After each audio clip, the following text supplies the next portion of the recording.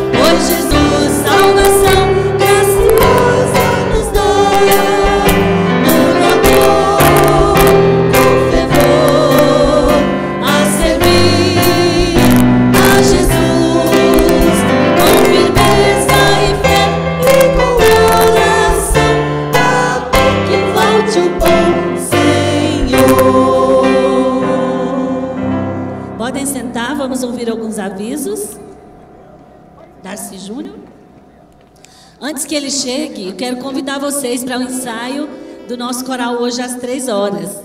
Não tem um coral pronto, não. Ontem algumas pessoas me procuraram dizendo que não ensaiaram em casa ou lá na igreja. Não tem problema. Qualquer pessoa pode cantar e pode vir para o ensaio, tá bom? Vocês são todos muito bem-vindos. Vamos ensaiar às 15h aqui hoje.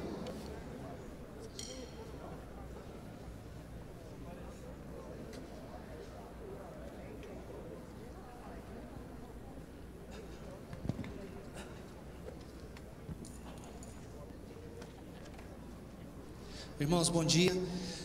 Os avisos vão ser projetados para a gente ganhar tempo.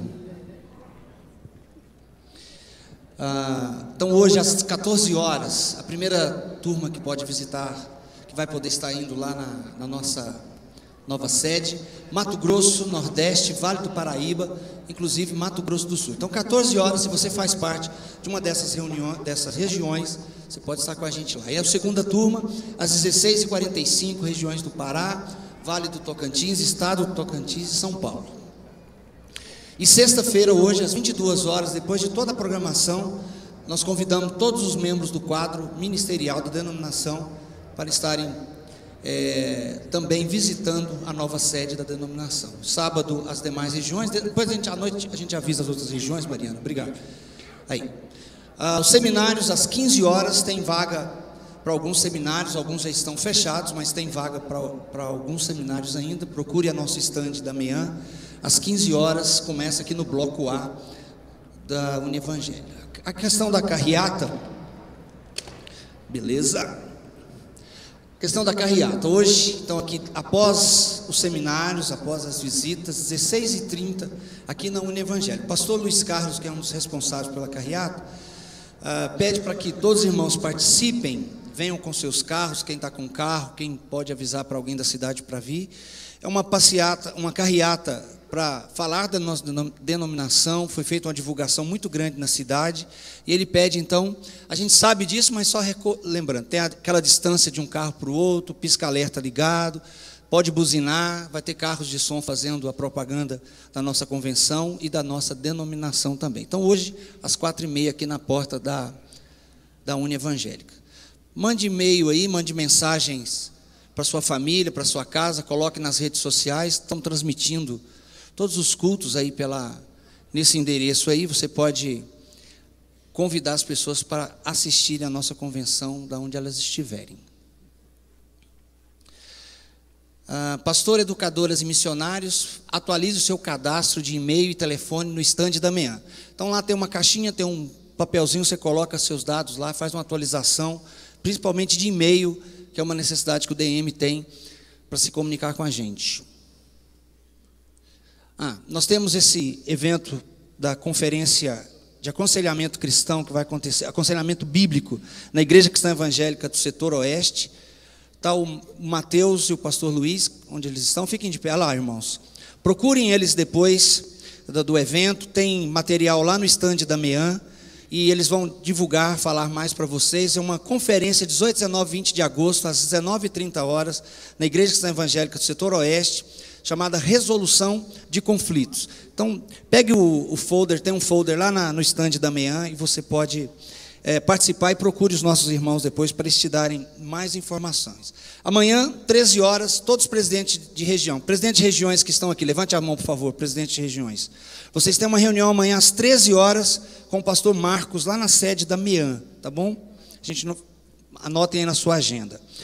Lá nos estandes, encerrando, tem um dos estandes lá, está fazendo uma promoção, você preenche essa fichinha aqui e no final vai sortear esse livro aqui, todos os personagens da Bíblia, de A a Z, tá bom?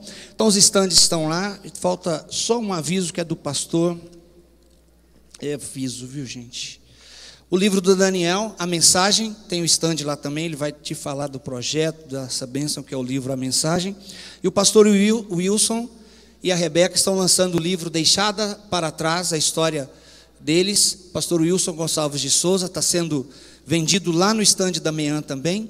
E no estande da manhã e da Comoceb tem camiseta, CDs do Logos e os livros do pastor Carlos Queiroz, para que os irmãos possam adquirir. Obrigado, fui o mais rápido que eu poderia ser. Obrigado. Mandaram chamar o pastor João, não mandou chamar você agora não.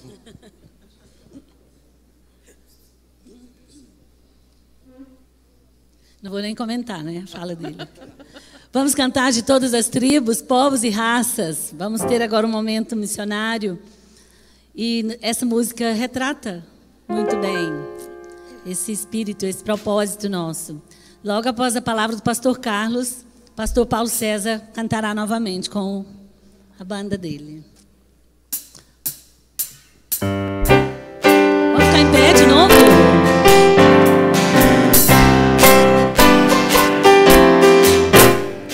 De todas as tribos, povos e raças, muitos virão te louvar.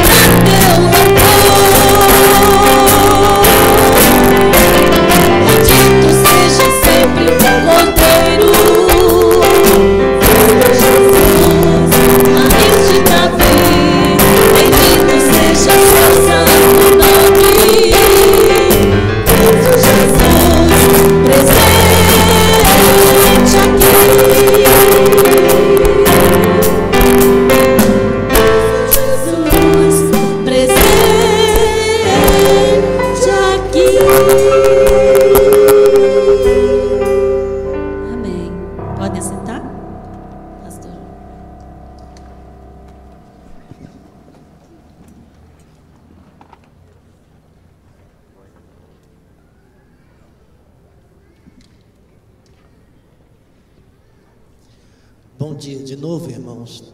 Vocês perceberam que não houve um intervalo grande, é direto até 12h15, não é? Mas é tão gostoso, gente, a gente vai ficando aqui. Só essa visita para amanhã, algumas pessoas perguntam, mas que visita é essa? Como é isso? No último concílio foi decidido que nós teríamos, essa manhã tinha a tarefa de construir uma nova sede administrativa. E nós fizemos um projeto, há cerca de 1 ano e meio, vendemos uma sala em Brasília, uma sala pequena, mas muito bem situada, que ajudou bastante, deu parte do orçamento, economizamos da parte do orçamento a verba administrativa, e durante o último ano, nos últimos 10 meses, estivemos construindo uma sede linda, que é numa rua que nasce bem nessa direção aqui.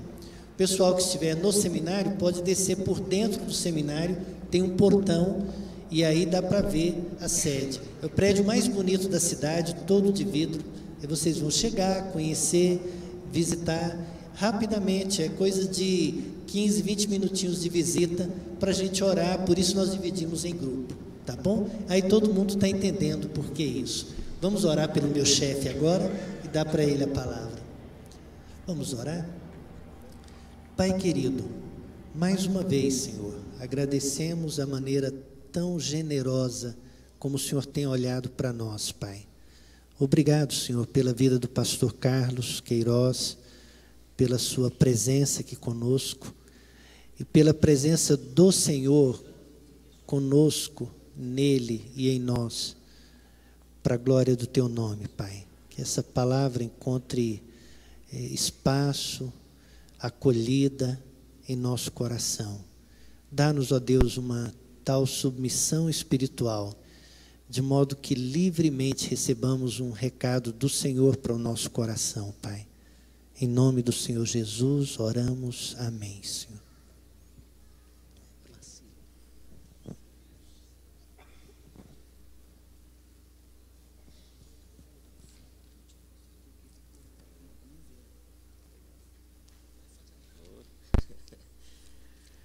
Meus queridos e queridas, um privilégio muito bom continuarmos aqui. O Vacílios, obrigado pela reflexão, pela palavra de hoje pela manhã, muito graciosa. Obrigado, Deus continue lhe abençoando. E você pavimentou algumas coisas que eu vou conversar hoje. Não significa que, se eu disser alguma heresia, não estou comprometendo o pastor, não, viu? Por favor. Mas é só para dizer que coisa bonita, né? Que belo a gente ouvir do Evangelho, ouvir da sua palavra. Por essa causa me ponho de joelho, diz Paulo, por essa causa me ponho de joelho diante do Pai, de quem toma o nome toda a família, tanto nos céus como sobre a terra. Como dissemos ontem, a possibilidade, e aí me afirmo mais no que John Stott diz sobre esse texto, de que Paulo esteja se referindo à revelação que lhe foi dada e ao ministério que lhe foi confiado. Ou seja, ele se põe diante de Deus ajoelhado por conta de uma revelação recebida e por conta de uma vocação, de um ministério, de uma missão que a Paulo foi confiada. Então essa é uma das coisas importantes. Um outro texto que eu quero colocar hoje, assim, para a gente fazer esse discernimento do que nós estamos chamando, ou pelo menos no meu entendimento de evangelho, igreja cristã evangélica, e pensando no evangelho, é quando Paulo diz que, mas ainda que nós, ou mesmo um anjo vindo do céu, e vos pregue evangelho que vá além do que vos temos pregado, seja anátema. Então, Paulo reconhece que há um tipo de pregação ou um tipo de anúncio que pode ser além do evangelho que foi anunciado. Referindo-se aos Gálatas, ele está dizendo evangelho além de, né? Quem sabe, na realidade da igreja que estava em Corinto, Paulo pudesse dizer a mesma coisa, evangelho além de, né? E quem sabe nós poderíamos também dizer evangelho a quem de, né? Ou seja, não anunciar o evangelho todo. É o caso de Apolo, quando encontra-se com Paulo e pergunta até onde que você já acreditou, o que é que você conhece, né? Então me parece que tem também um evangelho a quem, da mesma forma como existe um evangelho além de. Quero me colocar aqui diante de duas situações. Primeiro, honestamente, quero dizer isso com honestidade, quero me colocar como alguém que dentro do cenário pode estar cometendo o equívoco também de pregar o evangelho a quem dia. Então, humildemente e com muito temor diante de Deus, não quero ser esse tipo de pessoa, mas quero me colocar como essa pessoa que pode estar pregando o evangelho a quem do que foi anunciado. Por que eu digo isso? Para que você me exorte se por acaso eu pregar além do que foi anunciado. É exatamente para lhe dar liberdade, dizer, olha, Carlinhos, vem cá, meu irmão. Acho que você está equivocado nisso, tem esse texto bíblico, tem esse, então preciso da sua orientação e da sua ajuda, se porventura pregar o evangelho além do que Paulo estava anunciando. Por outro lado, eu tenho o Novo Testamento, tenho a Bíblia, tenho a informação de Mateus, Marcos, Lucas, João, tenho a informação de Tiago, tenho a informação de Pedro, de Judas, o livro de Judas, tenho o livro do Apocalipse, tenho todas essas informações, tenho a informação de homens e mulheres que viveram bem a história da igreja, e aí tem o Espírito Santo, né? E tem um mínimo de inteligência. Peraí, cearense tem um mínimo de inteligência. Então, eu tenho tudo isso para dizer, olha, gente, pelo menos eu presumo que eu estou dentro de um contorno que me deixa conscientemente diante de Deus tranquilo. Então, quero dizer para você que na peregrinação da vida, na experiência de aprendizado da Bíblia, na igreja que faço parte, das pessoas que contribuíram não faz muito tempo, na minha infância, na minha adolescência, e que contribuíram muito bem, eu tenho, então, algum referencial para dizer, eu estou tranquilo. Mas quero também me colocar à sua disposição, até para o meu próprio bem, se porventura alguma coisa você observar nas colocações e dizer, olha, Carlinhos, eu acho que você precisa dar uma melhorada nisso, e queria lhe exortar por conta disso e disso. Então, esse texto de Paulo, ele é para mim muito importante, mas ainda que nós, ou mesmo o anjo vindo do céu, vos pregue evangelho que, valendo do que temos pregado, seja anátema. É interessante esse texto, porque está no capítulo 1, versículo 8 e versículo 9. Ele repete a mesma frase, do mesmo jeito. Ele diz, olha, eu queria reafirmar, estou dizendo a vocês mais uma vez, não é? Então, quando nós falamos de igreja cristã e falamos de evangélico, eu estou tentando, pelo menos no meu propósito, achar a essência do evangelho, o suprassumo do evangelho. O suprassumo do evangelho. Que em Mateus, no meu entendimento, está ali no capítulo 5, 6 e 7, no Sermão da Montanha. Termina o capítulo 4, ele chama os discípulos. Capítulo 5, 6 e 7, ele diz a que os discípulos são chamados e termina o livro dizendo, agora façam discípulo de todas as nações, batizando-os em nome do Pai, do Filho e do Espírito Santo. E claro, imaginando aí esse suprassumo, essa síntese do Evangelho do Sermão da Montanha, um dos aspectos é virtudes que estavam em Jesus, que são anunciadas ali nas bem-aventuranças. Essas virtudes fazem parte daquilo que nós somos. A nossa singularidade mais profunda como seguidores e seguidoras do Jesus Cristo de Nazaré é ser pobres de espírito, é ser sensível, felizes os que choram, ser manso, felizes os mansos, é ter uma consciência da sua singularidade humana mais profunda. Então, felizes os pobres de espírito, porque deles é o reino dos céus, felizes os que choram, porque serão consolados, felizes os mansos, porque herdarão a terra.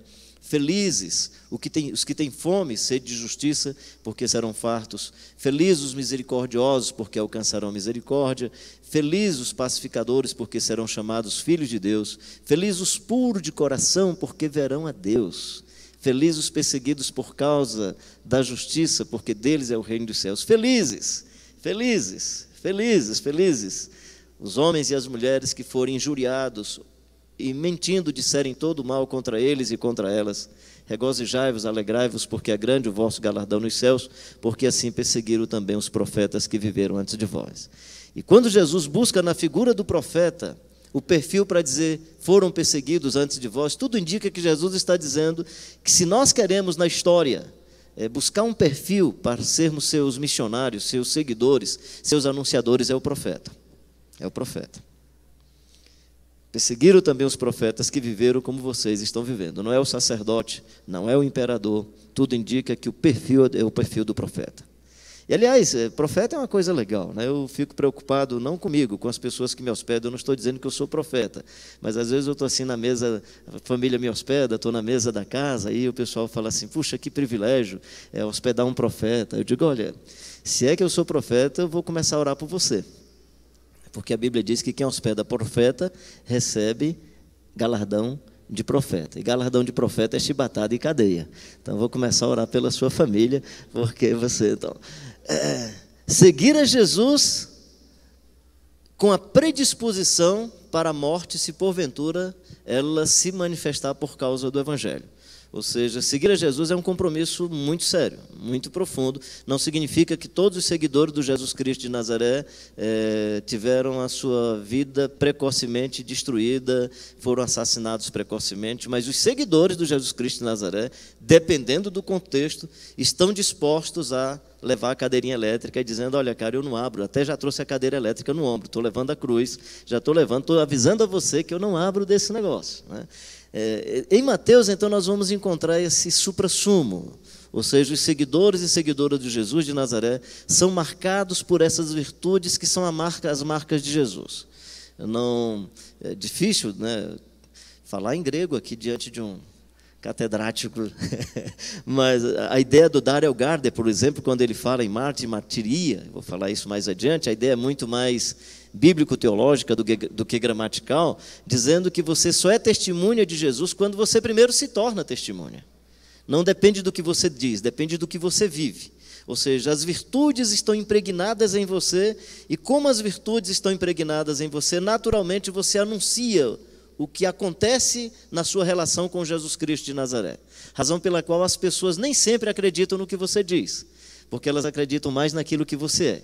Se o que você é interpretado pelo que você diz, então essa confluência entre a ação do Espírito Santo, conversão, recebimento da palavra de Deus, acontece com muito mais profundidade. Razão pela qual a missão é a missão de anunciar com vida, palavra, obras e sinais aquilo que Deus fez em todos nós. E com a vida depende dessas virtudes do Evangelho, da essência do Evangelho, essa essência impregnada na sua vida e na sua existência. Só rapidamente lembrando, cristã, biblicamente, claro, pela primeira vez os discípulos foram chamados de cristãos em Antioquia.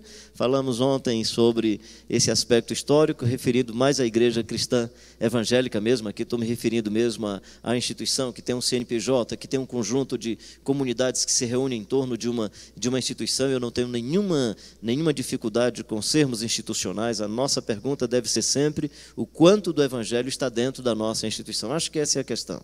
Aliás, o projeto da encarnação vai ser sempre um projeto histórico, sociológico, vai estar sempre permeado entre as nossas experiências, seja as igrejas ou chamadas estatais, ou que tinham vinculações com o Estado, seja os movimentos posteriores, que são as denominações, que aí se inclui as metodistas, as igrejas presbiterianas, batista, o mundo das igrejas congregacionais, cristã evangélica, que eu estou delineando aí, chamando em vermelho, não sei se dá para perceber que está ali, que é exatamente cristianismo de missão. Somos, historicamente, fazemos parte, eu vou usar o termo cristandade, né, fazemos parte dessa cristandade que, no caso brasileiro, é a cristandade de missão, que faz a missão. Então, nesse sentido, né, e somos evangélicos. O que é que eu queria chamar de evangelho?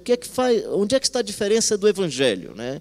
Por exemplo, a primeira diferença é essa ideia de que qualquer outra divulgação religiosa pode acontecer apenas pela divulgação religiosa, a teoria religiosa, que é o proselitismo. Eu posso encantar você com a ideia de uma religião. Qualquer movimento vai fazer isso. O evangelho pressupõe uma vida, testemunhar com vida, palavras, obras e sinais. Naturalmente, quando eu estou me referindo a sinais, eu estou apenas dizendo da nossa abertura para a ação soberana de Deus, porque nós não temos poder para fazer sinal nenhum. É apenas para dizer que quando acontece um sinal, aliás, tudo o que acontece por causa de Deus, pela ação de Deus, principalmente as manifestações sobrenaturais.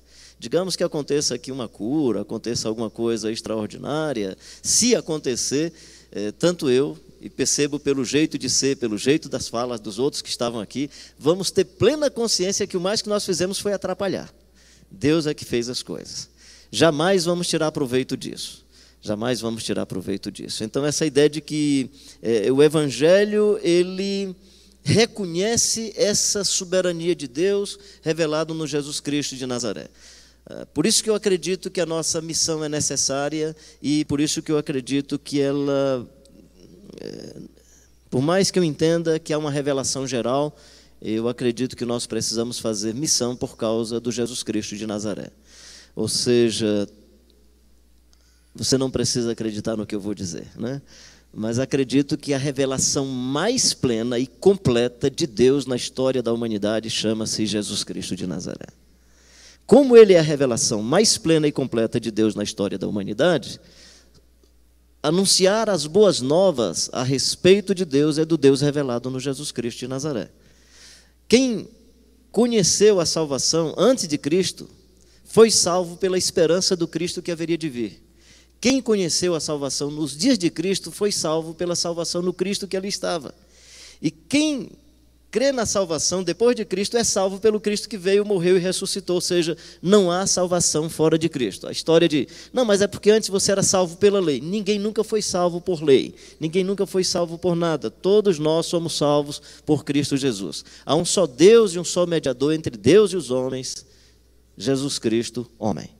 Há um só Salvador e um só mediador entre Deus e os homens, Jesus Cristo, Filho de Deus, homem. Por isso que a missão é cristocêntrica, por isso que a missão é cristológica, por isso que a missão tem o referencial do Jesus Cristo de Nazaré. Então, anunciar as boas novas a respeito do Jesus Cristo de Nazaré. Não é simplesmente anunciar os milagres que ele fez, se bem que isso pode servir como testemunho, pode servir como sinal. Como dissemos ontem, muitos creram nele por causa dos milagres que ele fez, ou dos sinais que ele fez, mas Jesus não se deu por confiar neles. Ou seja, eles acreditavam nos milagres e não na pessoa do Jesus de Nazaré. Meu filho, quando era pequenininho, aliás, lá em casa todo mundo é pequenininho, né? Mas ele era bem criança, e aí a gente descobriu que ele gostava muito de manteiga. E ele tinha uma artimanha. Ele chegava e dizia assim, pai, me dá pão. Aí eu já sabia, quando ele dizia me dá pão, eu já sabia que ele queria manteiga. Aí eu entregava o pão, às vezes até de propósito eu entregava só o pão. Não, pai, passe a manteiga. Aí eu abria o pão, eu passava pouca manteiga. Ele saía por ali, aquela mentalidade de criança pensando que está enganando o pai. Aí ele escondia, ia por ali e voltava com o mesmo pão. Pai, passe a mais manteiga. O pão estava todo lambido. Então, quando ele pedia pão, ele não queria pão, ele queria manteiga. Dá para você perceber aí essa pequena parábola, né? Muita gente que busca Jesus, o pão da vida, não quer Jesus, o pão da vida, quer resolver seus problemas, quer a manteiga que pressupõe Jesus vai acrescentar a vida. Em algumas circunstâncias, você chega-se a Jesus e as coisas melhoram. Em outras circunstâncias, dependendo do seu contexto, se é um ambiente, por exemplo, de perseguição, seja como for, você vai seguir a Jesus e vai perder emprego, vai ser complicado. E aí vai dar uma pauleira desgramada, vai ser terrível, né? Com o Estevão não foi fácil, o rapaz foi lá apedrejado e tal. E assim vai, né? Então, os sinópticos e a narrativa de João, Paulo, Tiago, já falamos sobre isso ontem, rapidamente colocamos, apenas não fizemos essa ênfase. Hoje, por exemplo, estamos falando de Mateus, capítulo 5, 6 e 7, onde a oração, especialmente em Mateus, não estou fazendo propaganda do livrinho, mas se você quiser conhecer um pouco mais sobre isso, esse livro que eu escrevo, A Oração Nossa de Cada Dia, onde a tentativa no livro, a iniciativa é de dizer que a oração não é se aproximar de Deus para dizer o que Deus deve fazer. Isso é todo o diálogo religioso, na prece, na reza e na oração, vai nessa direção. Você se aproxima da divindade para determinar, decretar e dizer o que é que a divindade faz em seu favor.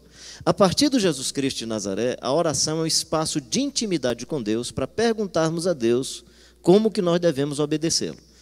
Então a oração passa a ter um sentido na contramão, que é aproxime-se de Deus para descobrir como que você obedece a Deus. Na religião diga a sua divindade como que ela deve lhe obedecer. Em alguns lugares você vê a divindade no canto da parede, né? E o cara dizendo que a divindade está obrigada a atender às demandas dos seus clientes, né? No Evangelho não, no Evangelho Deus é soberano, nós nos aproximamos de Deus porque a nossa comida, semelhante à de Jesus, é fazer a vontade do Pai. E a nossa oração é venha o teu reino, seja feita a tua vontade. Então ele tem reino e ele tem vontade. Nós temos aspirações, nós temos desejos, nós temos necessidades, mas essas aspirações, esses desejos e essas necessidades estão submetidas à soberana vontade de Deus. Por isso que Jesus chegou e atrapalhou a vida da gente. Jesus veio atrapalhar tudo, gente. O cara quer ter 2 mulheres, Jesus atrapalha, tem que ser só uma. Quer ganhar dinheiro fácil, Jesus atrapalha, tem que ser honesto, né? Quer pregar outro evangelho, Jesus atrapalha. Jesus, não, meu evangelho é esse, que inclusive você pode morrer precocemente. Jesus veio, acabou-se o Salomão. Olha as aves do céu, olha os lírios do campo e olha o Salomão. Salomão não acrescentou um palmo à sua vida. É como se Jesus dissesse, Salomão dedicou tempo, energia e fez muitas coisas que não dizem respeito ao meu reino, que não dizem respeito à vida que Deus pediu que ele vivesse. Salomão foi o que foi até Jesus. Depois de Jesus, eu, você, Salomão, somos seres humanos, pecadores, carentes da graça, da misericórdia e da bondade de Deus, e somos pessoas que precisamos aprender a nos prosternar diante da soberania e da grandeza do nosso Deus. E para que todos os povos e todas as nações cantem louvores a Deus, é necessário que eles escutem e saibam que Deus revelou-se na vida do Jesus Cristo de Nazaré. E o Verbo se fez carne e habitou entre nós, cheio de graça e de verdade, e vimos a sua glória, glória como do gênito do Pai. E aí, o que é que vai fazer de diferente, pelo menos no aspecto de compreensão da divindade, em relação ao judaísmo, por mais que você tenha no Antigo Testamento percepções fortuitas sobre a maneira de ser Deus, isso é muito mais evidente no Jesus Cristo de Nazaré. O que é que vai fazer diferença entre o islamismo e dos politeísmos outros existentes por aí, né? É a Trindade, Pai, Filho e Espírito Santo. Isso é inusitado no modelo do Evangelho. E é inusitado porque não tem uma divindade maior, porque os três formam uma comunidade de iguais. E usando o termo aí da antropologia ou da sociologia, que é o que eles vão chamar de experiência supracultural ou experiência transcendente fora das nossas vivências humanas, Pai, Filho e Espírito Santo é um modelo de comunidade que nós deveríamos imitar.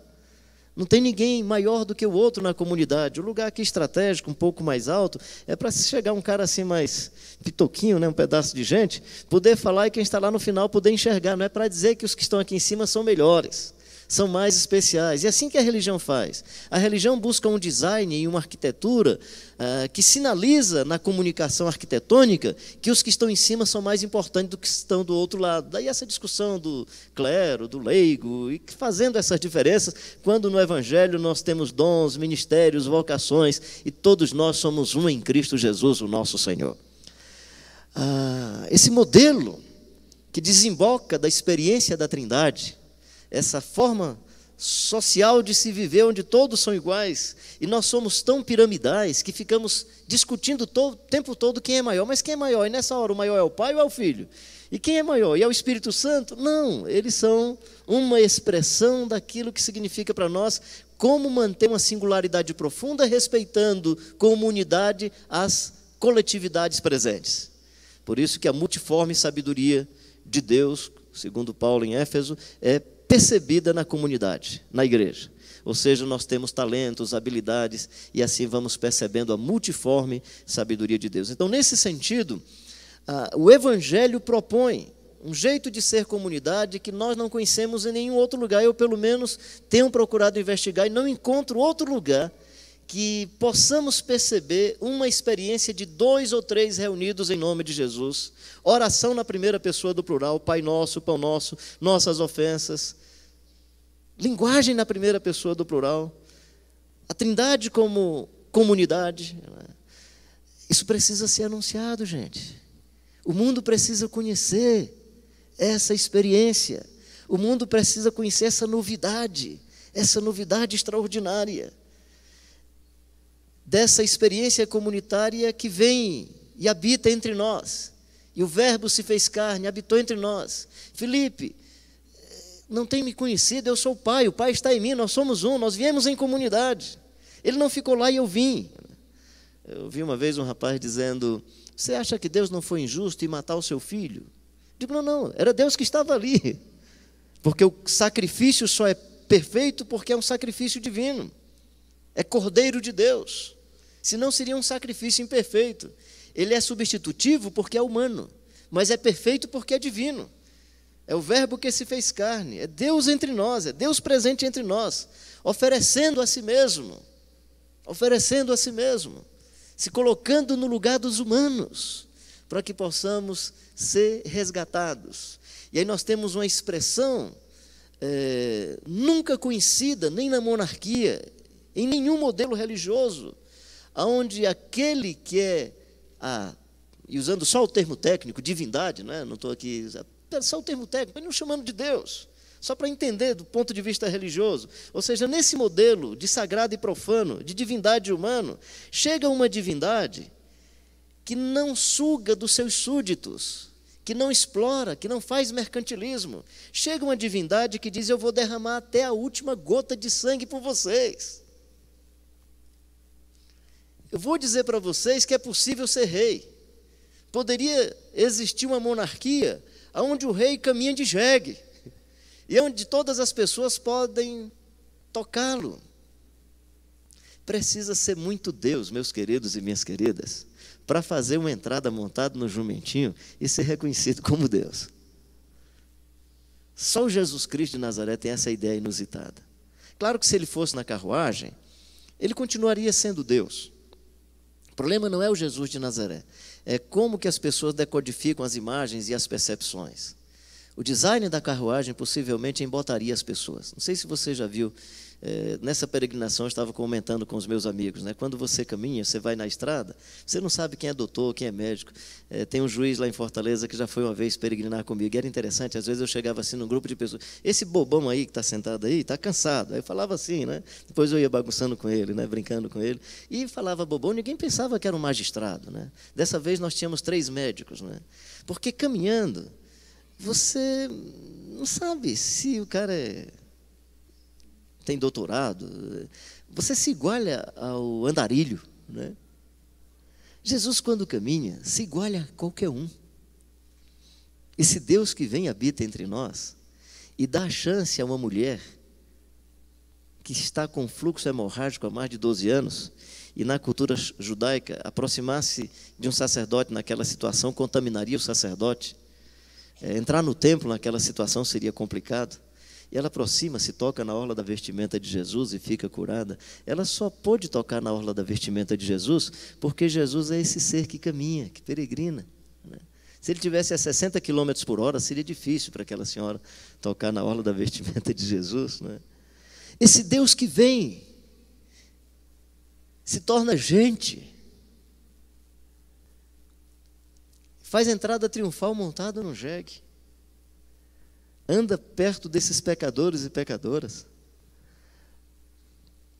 A mulher desfruta dessa bênção. O Jairo deve ter ficado com a cabeça toda perturbada, porque o Jairo vinha caminhando com o mesmo grupo. Jesus ia orar pela filha do Jairo. E aí Jesus chega na casa do Jairo, dizem que a menina já morreu. Jesus não dá um diagnóstico equivocado. Ele, não, ela apenas dorme. Jesus não está dizendo que a menina não estava morta. Acho que de um lado é Jesus dizendo, diante da vida que está presente, ela só está dormindo. Do outro lado, eu presumo que serve muito para o pessoal que faz marketing em torno dos milagres. O que Jesus está dizendo é: não tire proveito pessoal dos milagres, da obra de Deus. Quem sabe fosse eu e o pastor João, nós iríamos chamar a Record, a SBT, a Globo. Imagina, eu soubesse que a menina ia ressuscitar 1 hora antes, eu ia fazer tudo para esse negócio, para a glória de Deus, né? Claro, né? Jesus não, chama Pedro, Tiago, João, o pai e a mãe da menina, pega a menina pela mão, Talita cumi, menina, levanta-te, né? E diz: não contem para ninguém. 2000 anos depois eu estou contando a história para... Acho que Jesus não está dizendo não testemunho, acho que Jesus está dizendo cuidado para não fazer marketing em torno de você, cuidado para não fazer propaganda pessoal em torno dos dons, dos ministérios, da vocação que eu dei a você. Esse Deus é outro, inusitado. Por isso que ele precisa ser anunciado, porque ninguém conhece uma divindade que se manifesta assim. Ninguém conhece um Deus que se manifesta assim.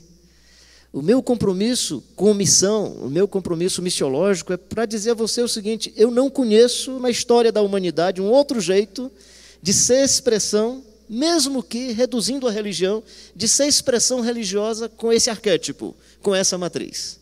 Só a partir do Jesus Cristo de Nazaré. Por isso que nós precisamos fazer missão. Aqui está a diferença do Evangelho, do ponto de vista sociológico apenas, do Evangelho e de outros modelos religiosos, seja que modelo for, inclusive da cristandade, porque a cristandade também foi copiando outros modelos, e foi chamando de Evangelho o que não é mais Evangelho. E foi chamando de expressão do Evangelho as nossas formas sociais, políticas, organizacionais, que não dizem respeito ao Evangelho do Jesus Cristo de Nazaré. Nesse sentido, a missão precisa ser feita conosco também. Ou seja, há uma missão zero. Há uma missão 1 que eu vou falar mais adiante. Os missiólogos vão chamar de E1, E2 e E3. A E3 que é a missão mais transcultural. Mas eu presumo que nós precisamos hoje de uma missão zero, de uma evangelização zero, que é evangelizar a cristandade brasileira que tem fugido e perdido muitos aspectos do evangelho do Jesus Cristo de Nazaré.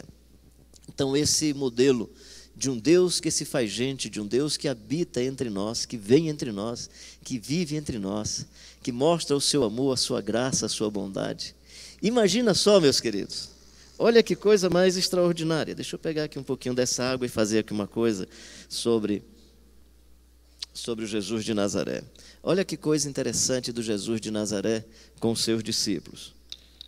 Olha como é diferente os objetos que Jesus utiliza e os objetos utilizados aqui no nosso contexto brasileiro. Por enquanto eu posso só beber um gole. Posso beber mais um gole? Tranquilo? Tá legal. Agora imagina só. Eu vou pegar esse copo com água, vou levantá-lo e vou fazer uma prece sobre ele. Se eu fizer isso, há uma crença na religião que quando o sacerdote faz um piripaco espiritual sobre o objeto, ele agrega valor ao objeto. Acho que Jesus não está trabalhando com essa categoria. Jesus está trabalhando com os objetos como instrumentos pedagógicos para trazer verdades profundas. Imagina só eu com essa cara assim de Frei Damião, ia ganhar um dinheiro legal, com sal, com esses objetos todos. Jesus está na celebração da ceia.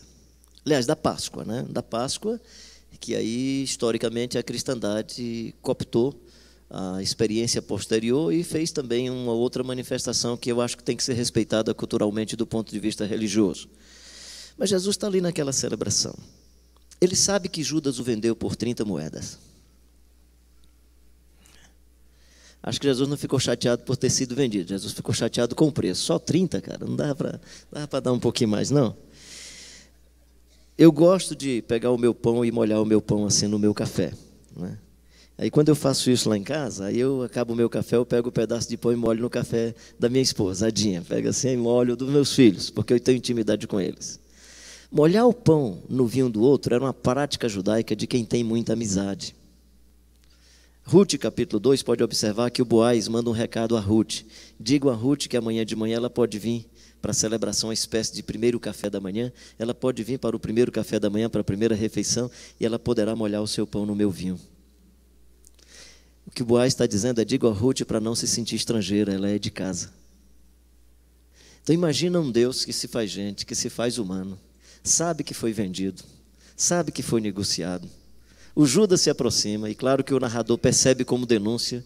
Eu acho que há nas entrelinhas, e antes da denúncia, há um anúncio de quem é o Jesus de Nazaré. Olha que coisa linda. Jesus diz assim: aquele que me trai vai molhar o pão no meu vinho. Pedro, Tiago e João começam a conversar entre eles: sou eu, é você? Tudo indica que eles tinham ou essa liberdade de molhar o pão no vinho de Jesus, ou pela cultura, quando Jesus diz isso, eles somos nós, os amigos dele. Na verdade, presumo que o que Jesus está dizendo é uma mensagem ao Judas e serve como mensagem para todos nós. Judas, eu sei que você me vendeu, camarada. E a despeito de você ter me vendido, eu continuo sendo Jesus de Nazaré. E como eu sou Jesus de Nazaré, o meu copo de vinho continua aberto para você molhar o seu pão. Judas, você fez o que você fez, mas você não muda o que eu sou. Contextualizando, seria Jesus dizendo assim: Judas, a despeito do que você fez, a cozinha da minha casa ainda está aberta para nós comermos tapioca e bebermos um cafezinho. Ainda dá para bebermos chimarrão na mesma cuia. Podemos comer pamonha, né, na mesma mesa, ou à mesma mesa. Esse Deus precisa ser anunciado, gente. Esse Deus não é conhecido. Esse Deus não é beligerante. Esse Deus não quer matar as pessoas. Ele veio para dar vida e vida em abundância. O que há de inusitado no Evangelho que precisa ser anunciado é a revelação de Deus no Jesus Cristo de Nazaré. Esse é o fundamento da nossa missão e da nossa vocação. Ou nós anunciamos, ou as pessoas não terão conhecimento dessa história, desse evento. Agora, como é que elas perceberão? Se nós formos uma continuação da mesma história. Se nós não formos uma continuação da mesma história, o que nós vamos chamar de missão é a implantação de modelos religiosos que se repetem. E se alguém anunciar o Evangelho, para além daquilo que nós anunciamos, que seja isso anátema. Que seja anátema. Então, de que boas novas eles estão falando? Eles estão falando das boas novas do Jesus Cristo de Nazaré. Claro, e essas novas têm implicações. Os cegos veem, os coxos andam, os pobres agora têm esperança. Quem não tinha direito em nenhum espaço social, agora tem direito nesse ambiente social. Quem não tinha etnia, quem não tinha raça, quem não tinha nenhum reconhecimento público agora, você que não tinha raça, você que não tinha etnia, você agora é raça eleita, sacerdócio real, nação santa, povo de propriedade exclusiva de Deus. Claro que esse texto pode ser generalizado, é uma verdade teológica sobre todos nós. Mas no ambiente em que o texto está sendo anunciado, é no ambiente da Ásia Menor. Pessoas da Capadócia, Bitínia. Porque para Laodiceia, não é dito esse texto. Para Laodiceia, pessoal de classe média e classe média alta, vocês que são ricos, que são abastardos, que acham que sabem, vocês não sabem que vocês são pobres, miseráveis, cegos e nus. Só o Evangelho traz essas implicações de resgate da dignidade humana. De resgate da dignidade humana. Então, se a revelação, na teologia, o que é a revelação? Na teologia, a revelação é o ato em que Deus toma a iniciativa de se tornar conhecido dos seres humanos. E a fé é um atributo dado por Deus ao ser humano para responder a essa revelação. Então, a missão acontece nesse binômio. Deus se dá por conhecido e o ser humano responde a partir da fé, que é um dom de Deus, já ouvimos sobre isso hoje de manhã, que é um dom de Deus. Não vem das obras para que ninguém se glorie, a salvação não vem das obras para que ninguém se glorie, e é fruto da sua fé. Ou seja, Deus nos colocou com um atributo humano que se chama fé. É tanto que no caso brasileiro, eu presumo que o nosso problema não é de secularismo, nosso problema é de fé mercantilista. O brasileiro tem fé. A torcida do Atlético, na semifinal da Libertadores, começou a gritar, eu acredito, o time ganhou, gritou de novo, o time ganhou outra vez. Ainda bem que na partida seguinte perdeu, para ninguém continuar acreditando tão bem assim, né? E São Paulo, na mesma época, estava com 13 partidas que não ganhava uma, sempre empate, nunca ganhava, aí colocou sal grosso nas escadarias do estádio e ganhou a 13ª partida. Ainda bem que o Zagallo não era o técnico do time do São Paulo naquele momento, que aí teria funcionado bem. Número 13, sal grosso e tal, por aí vai. Ou seja, não temos um problema de fé. O problema brasileiro não é um problema de fé, é fé mercantilista. É fé batizada de magia, é fé aspergida de fetiche. Essa é a fé do povo brasileiro. Portanto, a fé está aí no coração das pessoas. Deus se revelando, há uma possibilidade desse indivíduo responder a partir da sua fé. Mas como ele vai responder? Se não houver um anúncio dessa mensagem, que é o Jesus Cristo de Nazaré. Como ele pode aguçar essa sua fé para uma resposta a essa revelação?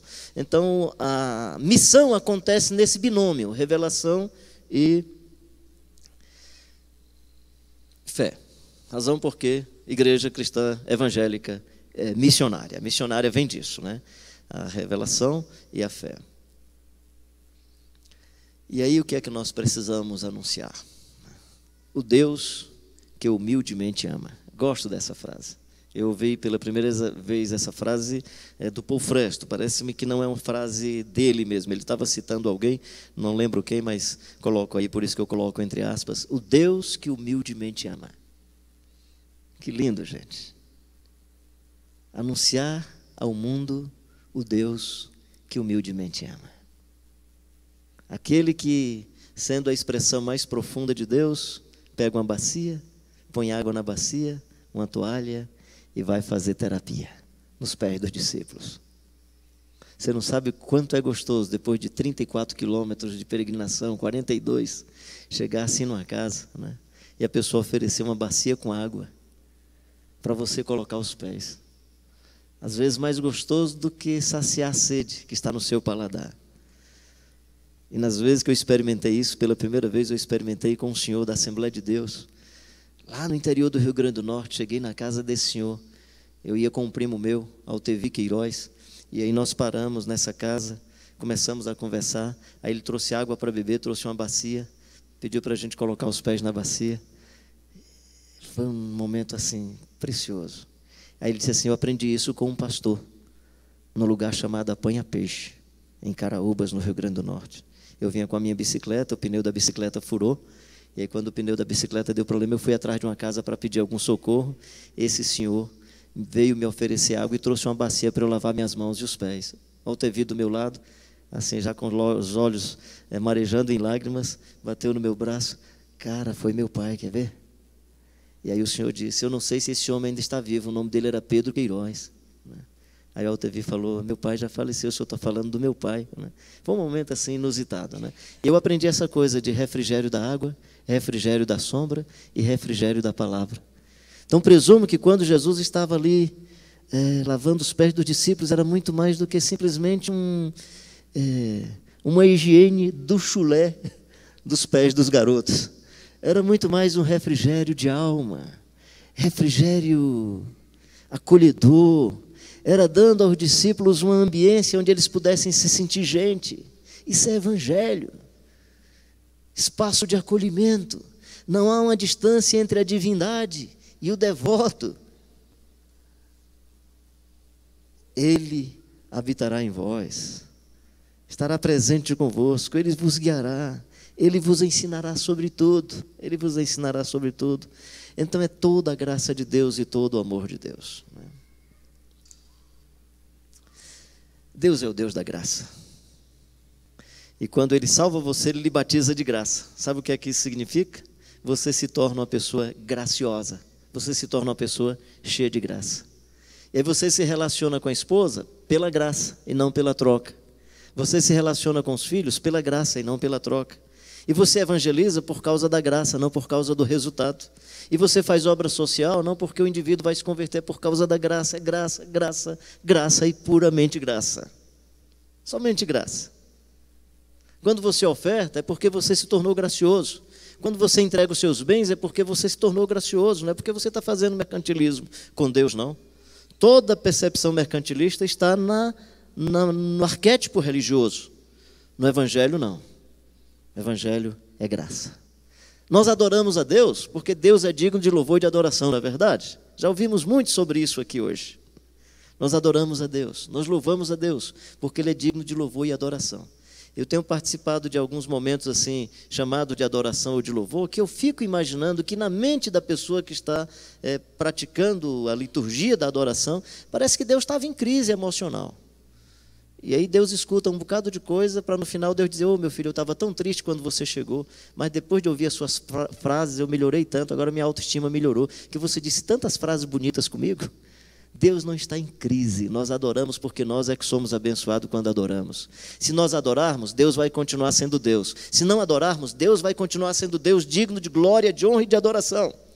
Quando adoramos, nós estamos exercendo uma tarefa missionária, porque estamos dizendo sobre Deus para nós, estamos dizendo sobre Deus para as demais pessoas. Isso é missão. Por isso que a adoração também é missão. Adoração é missão. Ok? Então toda a santidade de Deus, toda a graça de Deus, toda a vontade de Deus e todo o reino de Deus. O reino de Deus não é comida nem bebida, mas justiça, paz, alegria e gozo no Espírito Santo. Imagina só você ter uma pessoa que está falando para nós com tanta sabedoria, dizendo: a criança é a minha prioridade. Sabe de onde é que veio isso? Do reino de Deus. Porque em qualquer outro modelo religioso, a criança é oferecida à divindade. Mas não é porque a divindade merece a criança ou porque a criança é importante. É que a criança, sendo de menor importância naquele ambiente, se oferece para se aplacar a ira da divindade. Ou para se oferecer alguma coisa à divindade. No Evangelho não: deixai vir as minhas criancinhas e não as impeçais, porque das tais é o reino dos céus. E quem não se tornar como uma criança, de modo algum, pode herdar o reino de Deus. Esse reino é diferente. Se tem uma hierarquia nesse reino, ela é uma hierarquia pelo avesso. Os últimos são os primeiros são os últimos. E olha a minha tentação, né? Os menores serão maiores e os maiores serão menores, né? Assim, é uma hierarquia invertida. É uma hierarquia invertida. Tem um board, tem uma diretoria da instituição para serviço da instituição, não é porque eles são os melhores. Tem presidente, não é porque ele é mais importante, é porque ele deve ser o maior servo, ou o melhor servo. Ou seja, a hierarquia é totalmente invertida. Por isso que os pobres são abraçados. Tiago vai dizer, os pobres venham com a sua dignidade e o rico com a sua insignificância. O rico é insignificante porque é desumano? Não é a humanidade dele não está em jogo. É que a conta bancária dele, o cifrão na testa, não vale nesse ambiente. Ele não é reconhecido pela prata e o ouro que possui. Nós não fomos comprados por prata nem ouro, foi pela dignidade, pela vida, foi pelo sangue, foi pela doação plena do Jesus Cristo de Nazaré. Então, se no capitalismo você tem valor porque possui, se a ideia socialista é você terá valor quando possuir, no reino de Deus você tem valor porque é um ser humano feito à imagem e semelhança de Deus. Isso é profundamente missionário. Então é todo o reino de Deus e é toda a vontade de Deus. É o Jesus Cristo de Nazaré todo, Salvador, Mestre, Senhor, único mediador entre Deus e os homens, porque só o Jesus Cristo de Nazaré fez a diferença que nenhum outro fez. A gente pode admirar Martin Luther King, Nelson Mandela, Gandhi, quem a gente quiser admirar. Aliás, muitos desses admiráveis vão dizer que se tornaram o que se tornaram por causa do Jesus Cristo de Nazaré. Nós começamos a admirar mais o Gandhi depois que o Gandhi disse para o mundo cristão que tinha lido o Sermão da Montanha. E que por causa do Sermão da Montanha, no Jesus Cristo dos cristãos ele acreditava. Não acreditava no cristianismo dos cristãos, mas acreditava no Jesus Cristo dos cristãos.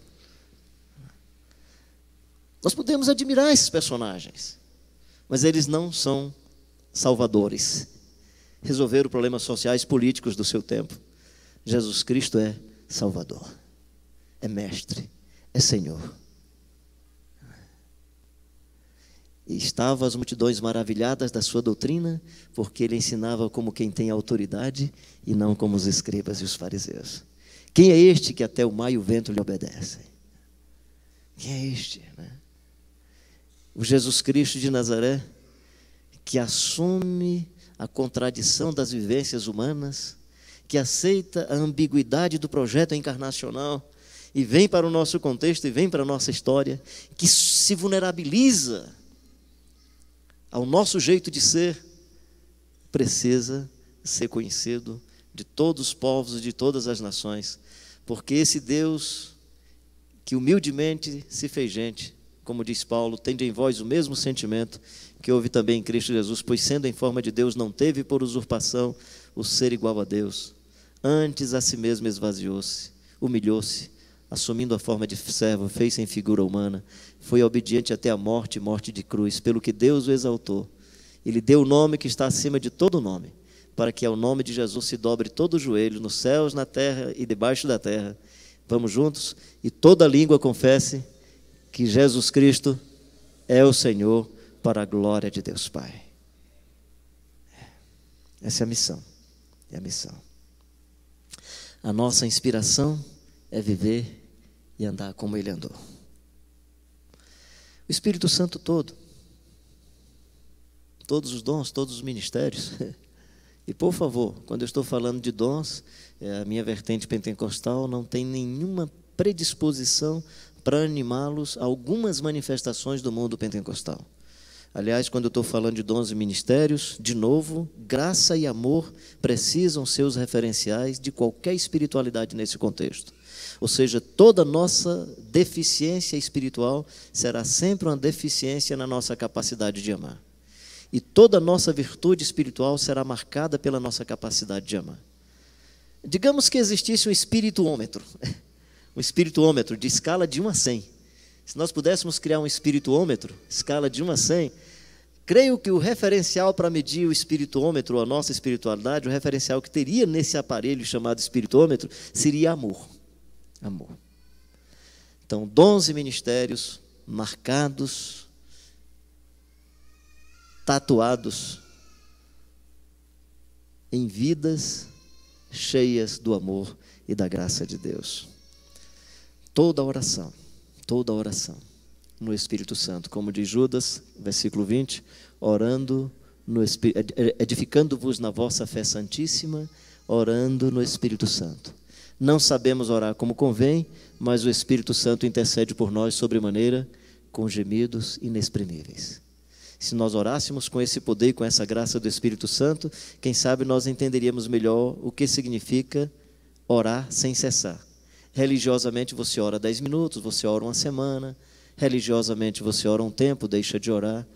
Os seguidores e seguidoras de Jesus vivem um estilo de oração de tal forma que a vida se torna uma oração e aí oram sem cessar. Razão pela qual a oração dominical, a oração do Pai Nosso, não é um jeito de orar, é um jeito de viver. É um estilo de vida. De quem reverencia Deus e se aproxima de Deus em intimidade. É Pai na intimidade, mas é celestial na soberania. Quem ora a esse Pai, ora pelo pão, porque não tem os bens como objeto e não tem os bens como ídolo. Por isso que ele socializa também os bens. A oração não é pelo pão de cada dia, a oração é pela socialização do pão. Jesus já tinha dito que nós não precisaríamos pedir pelo pão. E Jesus conhecia muito bem a frase que diz: aos seus amados ele dá o pão enquanto dormem. Jesus não está dizendo para a gente orar pelo pão, Jesus está dizendo para a gente orar pela socialização do pão. O pão nosso de cada dia, porque Deus já garantiu o seu pão. Vejam as aves dos céus, olhem os lírios do campo, está na mesma peça literária. O Pai as supre, então vai suprir também a vocês. Esse evangelho, que é toda a oração no Espírito Santo. Toda a revelação que nós já conhecemos, não quero ser repetitivo com isso, a revelação geral de Deus na natureza e de várias outras formas, mas eu acredito na missão exatamente porque o Jesus Cristo de Nazaré veio. Ou seja, em outras palavras, espero não estar sendo exagerado e não estar sendo extremista nisso. Em outras palavras, se o Jesus Cristo de Nazaré não tivesse aparecido, não precisaria ter missão. Não precisaríamos fazer missão. Jesus não veio, eu não tenho novidade. Islamismo, judaísmo seria a mesma coisa. Cristandade, judaísmo seria a mesma coisa. Budismo seria a mesma coisa. A diferença está no evangelho do Jesus Cristo de Nazaré. Como ele veio, precisamos fazer missão. Sem ele, não precisaria ter missão. Honestamente, da minha parte, na minha cabeça, no meu coração, se eu disser diferente disso, a não ser que eu seja convencido de outra maneira, mas assim, para mim Jesus Cristo veio. Se veio, precisamos comunicar com a vida, com palavras, com obras e com sinais, comunicar que ele chegou. Essa é a missão. Por isso que, nesse último ponto, a revelação na vida do Jesus Cristo de Nazaré. E aí, como é que isso acontece? Quanto tempo ainda tem? 5, 10 ou já passou do tempo? Uns 5? Então deixa eu ir bem ligeirinho aqui, né? Qual é a nossa vocação? A que nós somos? Como é que é, pastor Vacilos?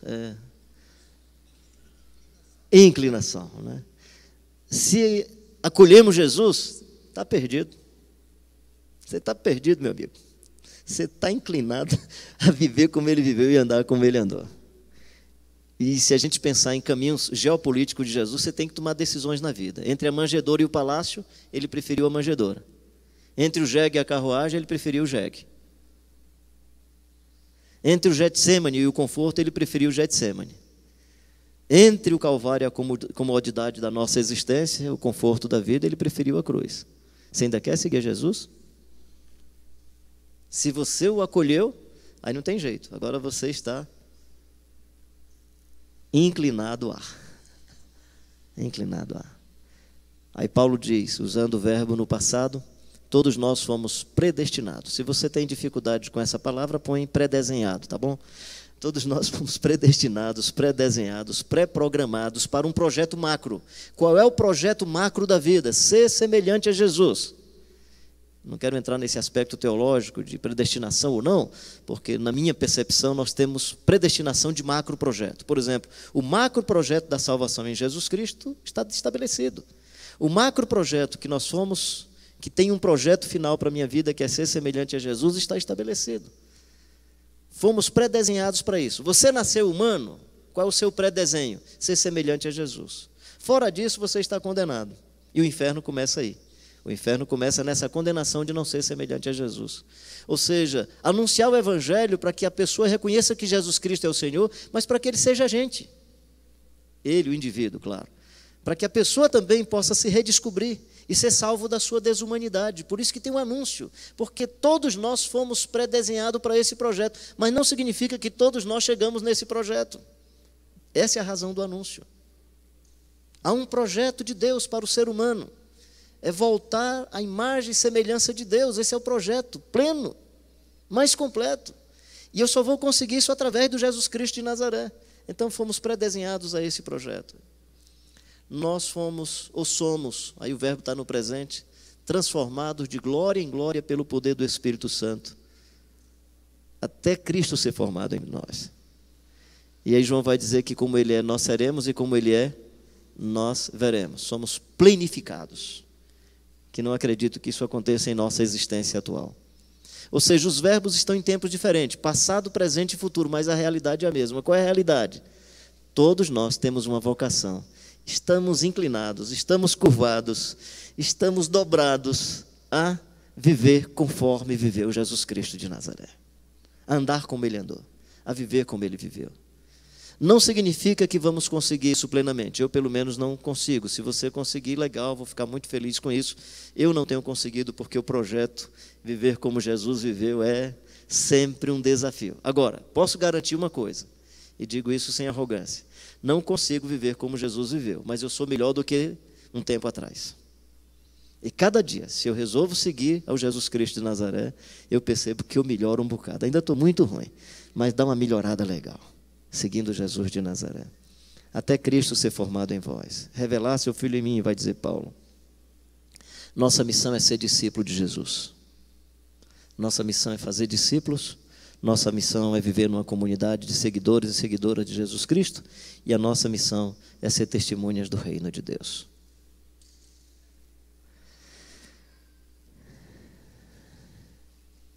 Igreja cristã, evangélica, missionária.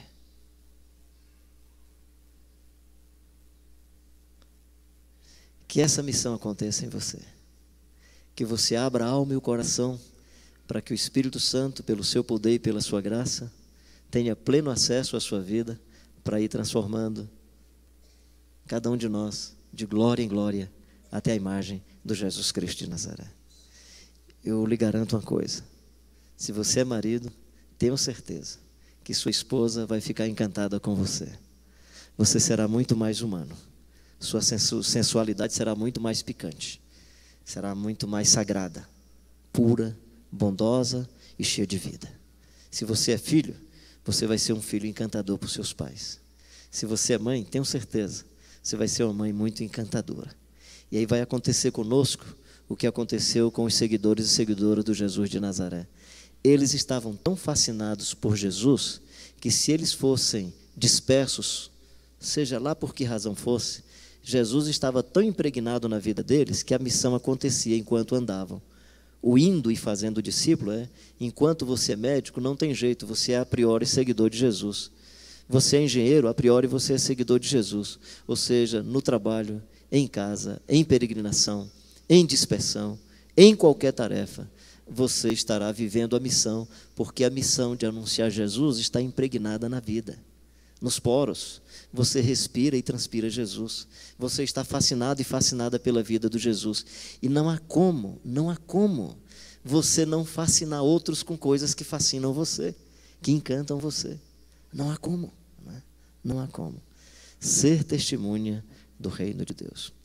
Hoje à noite eu pretendo então a gente conversar um pouco mais sobre essas implicações transculturais nos outros ambientes, as implicações na cidadania e na nossa humanização, se de fato Jesus de Nazaré invadir nossa alma, todo o nosso ser, toda a nossa existência, à luz do Evangelho do Jesus Cristo de Nazaré, dessas boas novas e dessas boas notícias a respeito do Filho de Deus que se fez gente e habitou entre nós.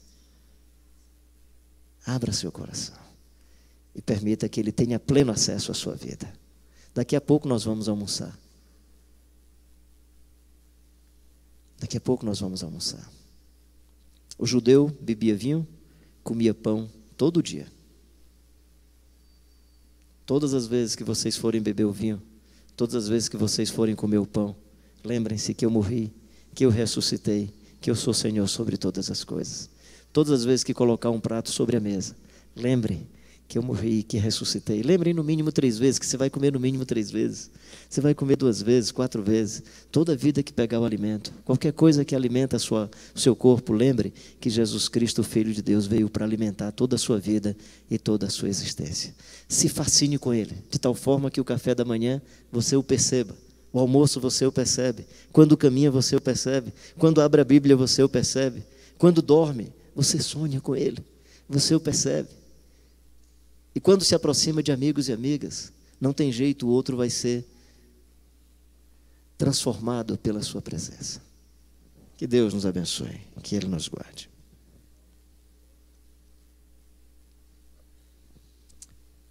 Cadê meu amigo Paulo? Está por aí? Ah, está aí aqui. Não é o meu amigo Paulo, é o Logos todo, né? Não é só ele, não. Eis-me aqui.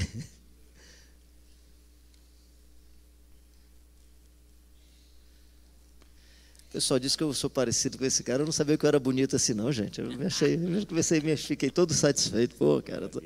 Satisfeito sou eu. Deixa eu entregar para ele. Obrigado.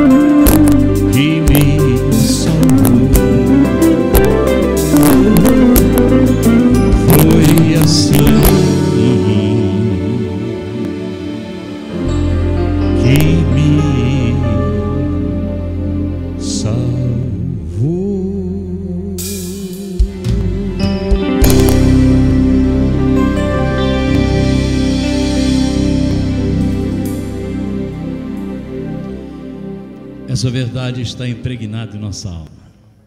É por isso que nós estamos aqui. É por isso que nós carregamos um nome assim. Isso já está claro para a nossa mente, para o nosso coração, O Senhor habita em nós, temos consciência e certeza disso. Mas quantos há que ainda não têm? E aí está o fato de irmos. E cada vez que eu penso, logo mais eu gostaria de contar alguma coisa para vocês nesse sentido, porque o Evangelho é prático, não é? Ganhar almas não é uma fantasia, é uma realidade, não é? Então, pensando nisso, a gente escreveu essa música e nós queremos cantá-la como a última música. É uma música que me faz lembrar muito de Pedro, porque Pedro gostava de pescar. Acho que gostava, pelo menos era a sua profissão. Eu também gosto, mas eu pesco por esporte. Pedro não. Pedro precisava comer e precisava, através da sua pesca, fazer o que fazia. Eu pesco e solto outra vez, porque para mim é só uma distração. Por isso eu compreendo perfeitamente o que significava Pedro deixar as redes para fazer aquilo que o Senhor queria que ele compreendesse ser mais importante. Então, por causa disso, a gente escreveu essa canção.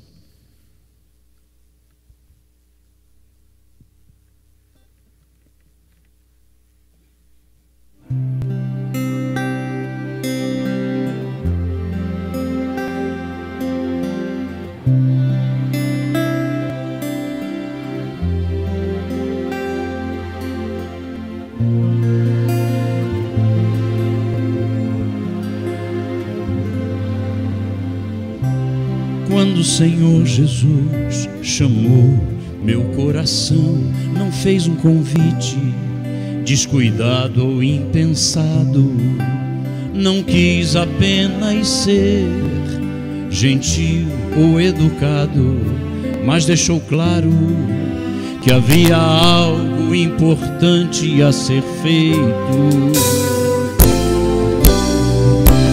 Quando o Senhor Jesus chamou meu coração, não fez um convite descuidado ou impensado, não quis apenas ser gentil ou educado, mas deixou claro que havia algo importante a ser feito.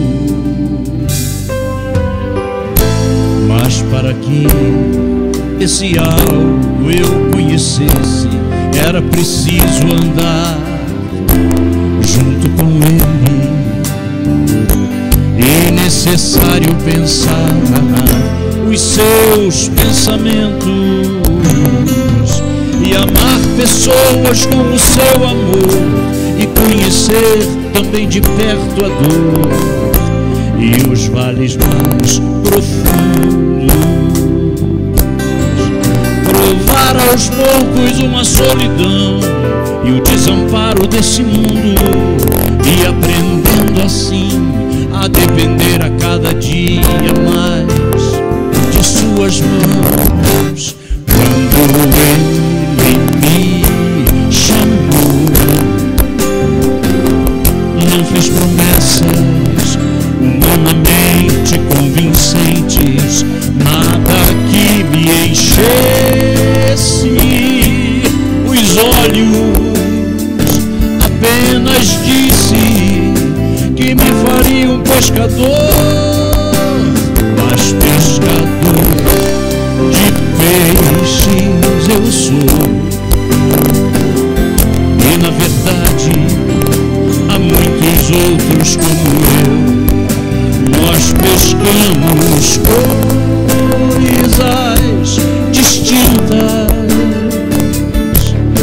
e mesmo que você não sinta, sua vida algo vai buscar.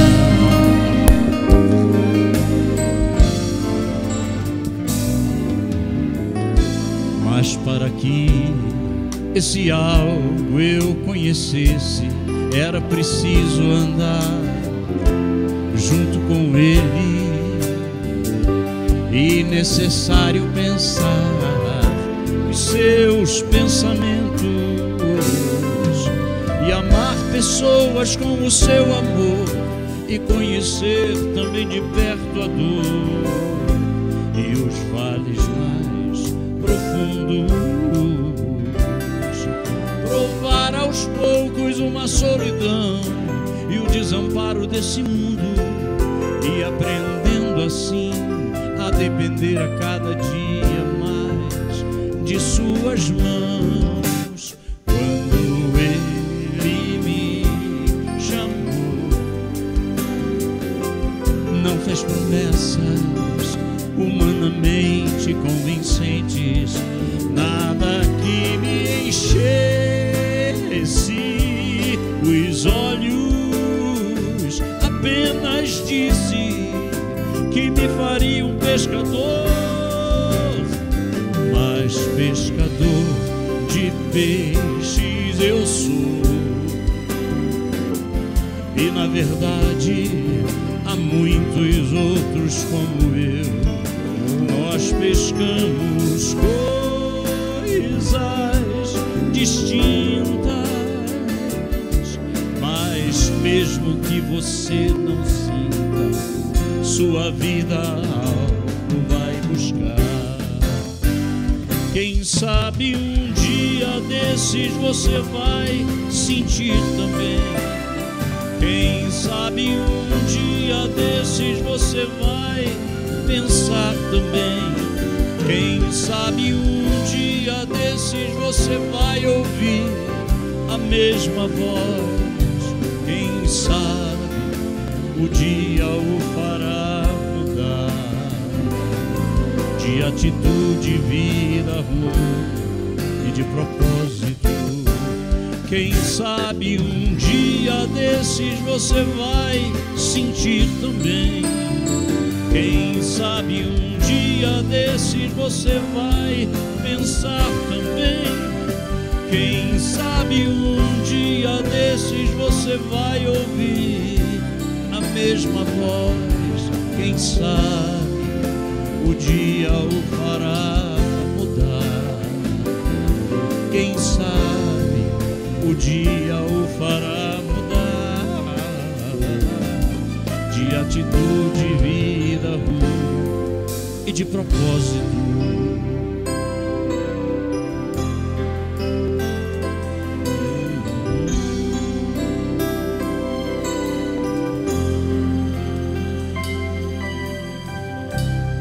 Quando o Senhor Jesus chamou meu coração,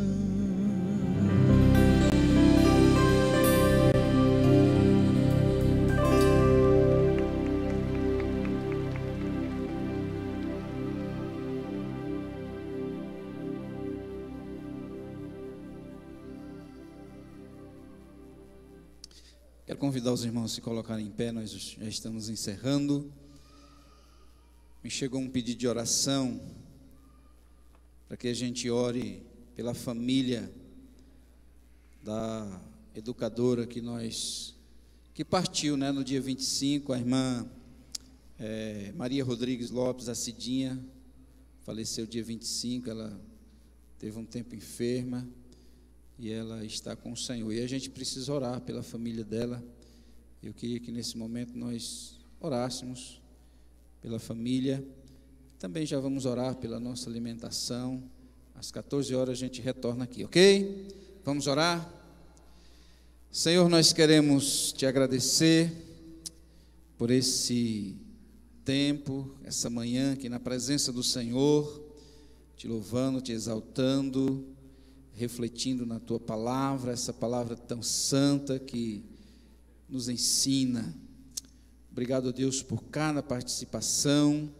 Quero te louvar, ó Deus, aqui por cada vida, por cada irmão, por cada irmã que esteve aqui nessa manhã. Te louvamos, ó Deus, também pelo alimento que vamos tomar daqui a pouco. Obrigado, Jesus amado, pela tua providência. Agora, ó Pai, de uma forma toda especial, como igreja do Senhor reunida neste lugar, nós queremos colocar diante do teu trono de graça a família da irmã Cidinha que está com o Senhor. Com certeza, ó Deus, essa família está triste, está sofrendo por causa da partida da tua serva. Mas a nossa oração nessa manhã é que o Senhor conforte o coração de toda a sua família, ó Pai. Que o Senhor, ó Deus, esteja abençoando esta família, em nome de Jesus, ó Pai. Obrigado, Deus, continue conosco nesse dia. Nós te oramos, ó Pai, em nome de Jesus. Amém. Deus abençoe, irmãos. Um bom almoço para todos.